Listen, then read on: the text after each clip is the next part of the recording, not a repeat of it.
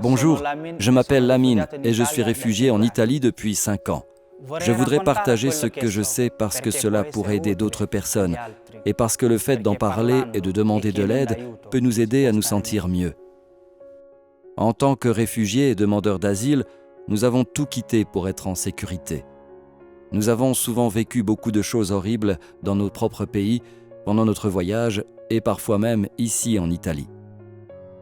Nous avons personnellement vécu beaucoup d'abus et nous avons également été témoins d'abus infligés à des personnes que nous connaissons. Beaucoup d'entre nous avons été forcés à faire des choses que nous ne voulions pas faire. Dans certains pays, aimer un autre homme est considéré comme un crime et certains hommes sont soumis à des actes de violence pour cette raison. Mais peu importe qui nous aimons ou qui nous pensons être, car ce n'est pas un crime en Italie.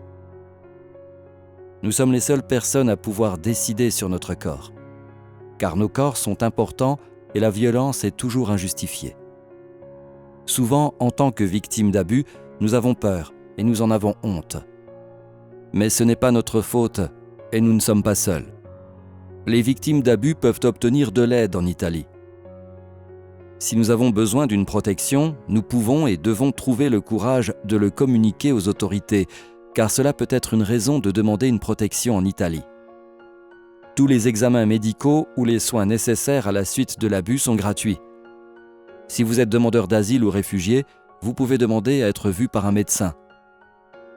Nous pouvons demander de l'aide dans un hôpital ou aux urgences, même si nous n'avons pas de permis de séjour. Peu importe le pays d'où nous venons, à l'hôpital et aux urgences, les médecins prendront soin de nous et traiteront les maladies sexuellement transmissibles. D'autres médecins peuvent nous aider à gérer les pensées négatives et l'anxiété, par exemple lorsque celles-ci nous empêchent de dormir. Les médecins et les infirmières ne partagent nos informations avec personne et n'informent pas la police. C'est notre décision de dénoncer ou non la personne qui a commis l'abus, que ce soit un membre de notre famille, d'un ami ou d'une autre personne en position d'autorité.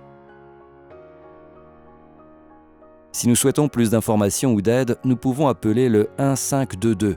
C'est gratuit et nous pouvons parler avec la personne qui nous aidera en italien, français, anglais, espagnol ou arabe. Si quelqu'un nous force à avoir des relations sexuelles avec d'autres personnes, nous pouvons appeler le 800 290 290. C'est gratuit. Si nous sommes en danger et nous avons besoin d'appeler la police ou une ambulance, nous devons appeler immédiatement le 112. C'est gratuit. Nous pouvons également rechercher des organisations dans toute l'Italie qui sont là pour nous aider en consultant le site www.jumamap.it.